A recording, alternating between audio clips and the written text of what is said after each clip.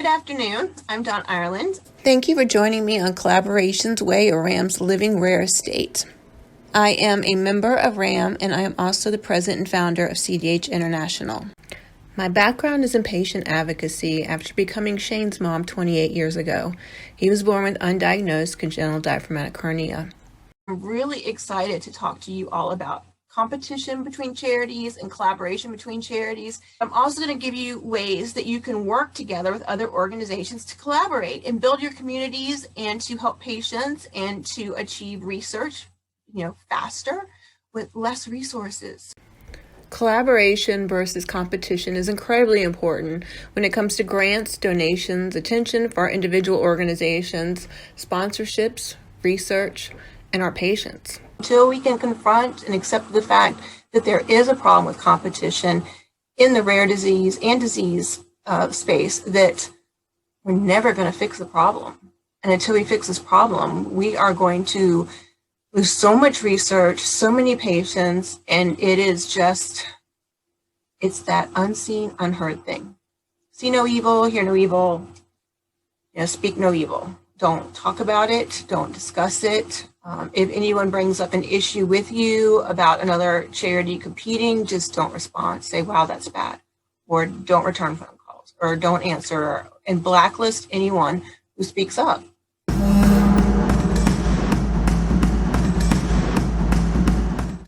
When you speak up and say, that's not right, don't do that. Guess what? You're a bad guy. You're not supposed to speak about it. Many people who are professional whisper about these things, know these things are going on, but they don't want to speak up about it. So do you know what happens? Nothing. The bad still keeps happening. Communities still get splintered, organizations get destroyed, reputations get tarnished, people get blacklisted because it is not fun and positive to bring up bad things that happen in a community and try to fix them. Who made that rule? Who said it's not professional to see this is an issue that is hurting patients in rare disease community, in the birth defects community, and all patient communities, and we need to address it and fix it. I would like to show you a visual demonstration on the importance of working together for patients. Each block represents every player in your cause, every patient, every advocate, every charity, every researcher, every hospital, every member of industry. Also, these blocks represent patients' stories, journeys, videos, friendships. Let's call the first one Shane. This is my son.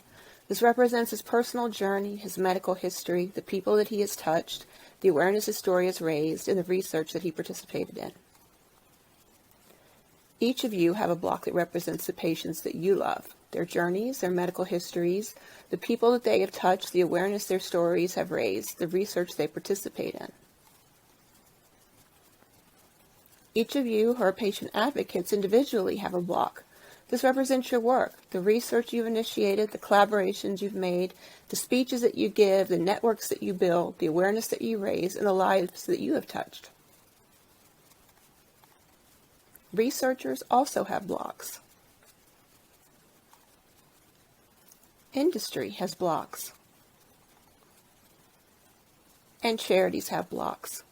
Every service that they provide, every event, every fundraiser, every bit of research that they fund, every bill that they lobby, every video that they create, every conference that they hold, every patient and family that they help, and all the things that they fund.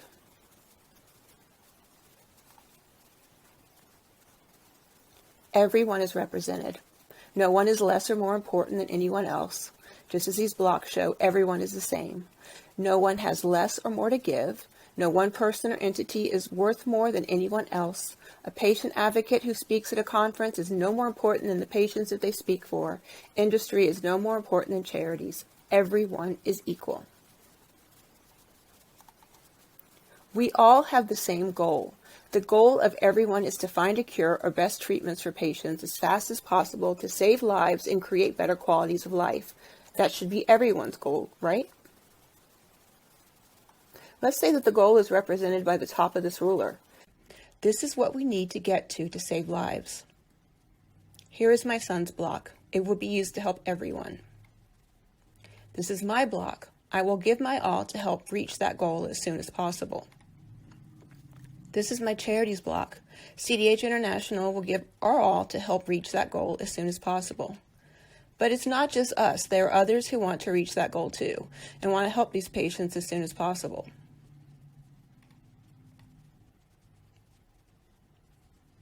Each of these charities offer different services to patients. They have different projects, different funding sources.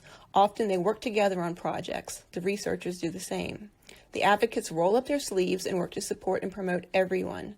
There are associations, mentorships, joint research collaboratives, joint events. Everyone works together and everyone brings something to the table. When we all collaborate, we get closer to that goal faster. It doesn't matter who is on top or who is on bottom, because you can see we are all the same size and making the same contributions. And look how far we move when we work together.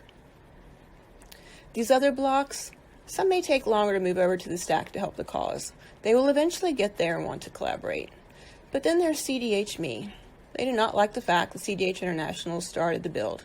They feel that they are just as important and they have more to offer. They have a bigger budget, a rich benefactor, a bigger staff. They are new to the scene and they believe that they can do more. So they start to build their own stack. They offer the same services as a charity in the collaboration. They offer the same donor approaches. They go to the same donor pools. They repeat the same projects. They do not offer anything original and they compete with work already being done. Then they try to get other players to come help them. This leaves some people in the middle who don't want to pick sides and start to contemplate building their own stacks. The competition can get quite nasty. Money can be thrown around. Slander, libel, stalking, attacking other players in order to convince patients, funders, sponsors to support them.